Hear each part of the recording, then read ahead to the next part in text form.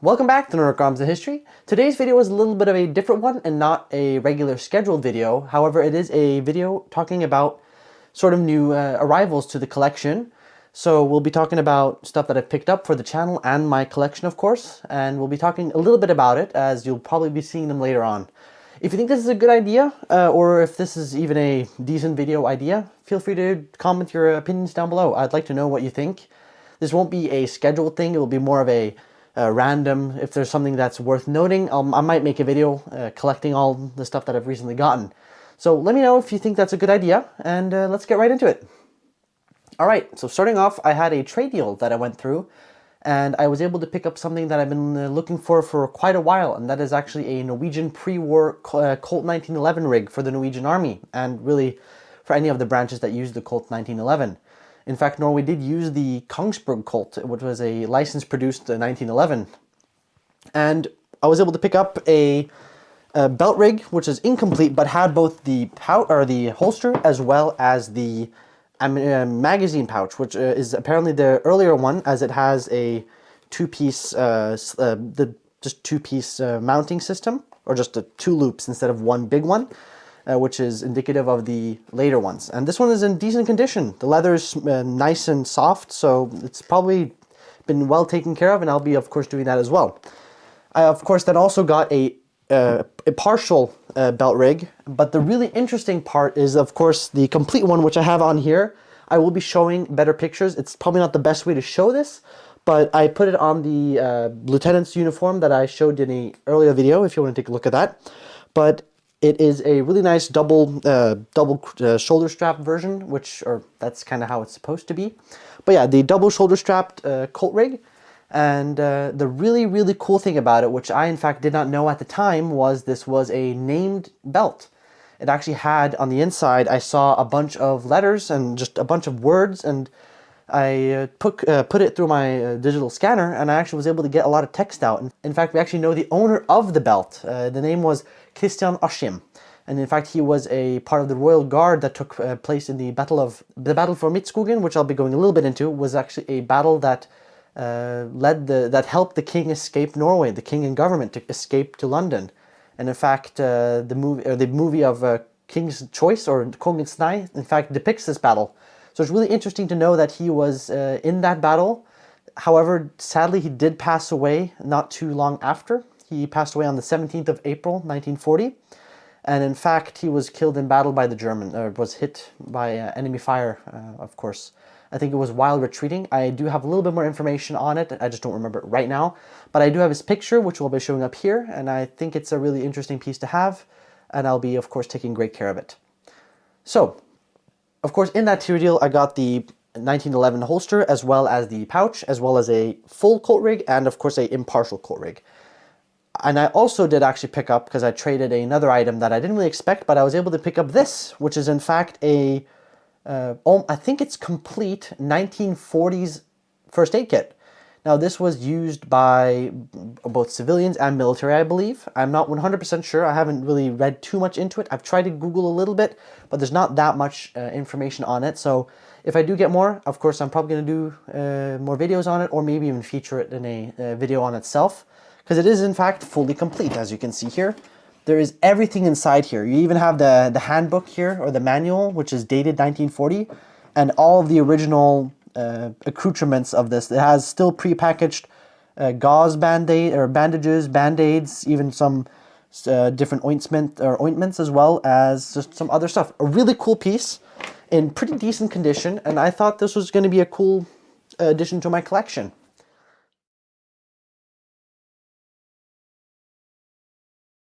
Next up, I was able to pick up I think a hunch item, which is this item right here, which I will also, as I said, over the video, I will be showing some B footage as well, as it's probably easier than just seeing all the stuff at once. I'll be showing it one by one with video as well. So this here is what I believe is a Norwegian pre-war infantry backpack. And what really leads me to believe that is, well, it has the same style as another one I have, which is a sort of triangle metal frame. There are also wooden frame ones, which I know is more indicative of a pre-war infantry backpack. But the main things I looked at when I saw this was it has a special mounting point here for a mess kit, which I also have, which I'll be showing. But it also, which normally I just look for, is it has a mounting point, I'll show here as well, right here. And this mounting point is for the tent, like it's a tent rod I have right here, which is right here. This is a pre-war Norwegian infantry's tent rod. I believe they would stack multiple to build, of course, a tent. And this actually goes onto the side there, which the leather piece kind of stops here, and then you have a strap that goes right here. So pretty cool. That's kind of one of my main hunches that this is a pre-war infantry backpack, is the civilian ones did not have that. Let's see here if I can put this back like that. Yeah. And of course, the other thing is on the side, this here is, of course, the strap for another tool. And this would be a shovel of some sort, either shovel or a axe, I believe. So this would have a point there. And that's kind of what that led me to believe that this is at least a pre-war style backpack. I don't know if it's actually pre-war. Of course, I'll be checking more, of course, with forums and such, just to make sure that this is actually correct. And again, that is kind of the problem, or not the problem, but the challenge with collecting pre-war Norwegian is we don't know everything yet. There is still so much different, there's so many different variants and changes, and there were so many different production numbers, and we don't know everything yet. So I know just from those facts that it is a style, the pre-war style of backpack. I do know it was made by Bergans, which I believe is the main production, or they produce the main backpacks. And they're still in business today. They still make backpacks. Bergans is actually, I think, quite a known brand today. But yeah, this is a pretty nice old backpack, which I'll be researching more. And yeah, that is just a hunch. So we'll see if I go out with that or not, or if I sort of missed out on that, but we'll find out. The next thing is, on the way back, I actually picked up some items from a family friend, and that is, I picked up 3 items, which were pretty cool. I was able to pick up this right here. I don't think it's military, but it's an old item, and then this is a Philips capacitor meter, as well as a multimeter and a charger, I believe. But the cool thing is, I believe this is from the 1930s. It is a model of ER00 or ER1001-02, and I haven't seen that many pictures of it. I've seen it one other place online on I think Swiss Post. But it's, I think it's from the 1930s. You can remove the top here and it'll have 2 probes, just like a multimeter that we have today. So pretty cool. I just thought it aesthetically looked cool, and well, I picked it up. The other thing I picked up, which I've been wanting to get for the channel for quite a while, you can maybe make it out on the back here behind these uniforms, is I actually picked up 2 pre-war radios. I've been wanting to get a radio in the background here because I just find them to be aesthetically pleasing, so I was able to pick up 2. One of them is actually a Climax radio model 534, and I believe the Climax company, if I've read this right, was based off of Chicago and only operated from 1930 to 1940. So most likely it is a pre-war radio. I'll be showing you some pictures. The cable is pretty rotten on it, so I don't want to really get it up and running, at least right now. Right now it's just more of a decorative piece. But everything looks on the inside to be there. Of course it will need a clean, but pretty cool project if I ever do so.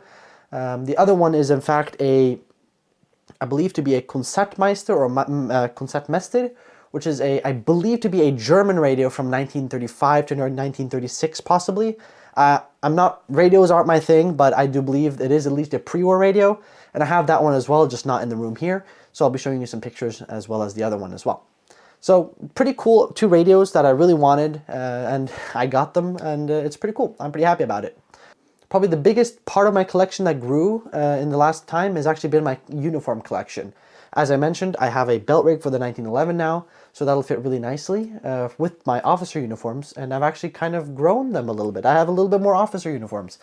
I'll be showing pictures as well, so don't threat, it'll be there. But I picked up this, which is it is a 1914 pattern gray coat, and in fact it is in the rank, or in the branch of the cavalry, as I'll be showing you here. This is the Norwegian cavalry marker, and it also was in the rank of Fenrik.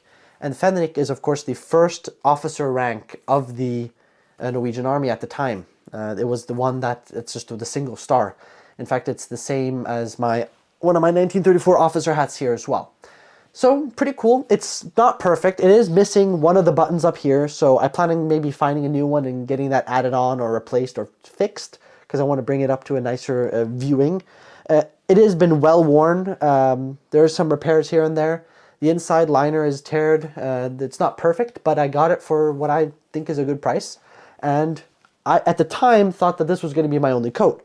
However, this is really the biggest part of the collection, is I was able to pick up probably the most interesting piece of militaria that I've been able to get for my collection, and that is it's this right here, and this, as well as this great coat up here, which is a regular or like a army infantry great coat, is actually named and is to one person, and I actually know who that person is, or I at least researched it, and I have to thank one of my friends or associates that I know on Facebook for that. And you know who you are, so thank you very much.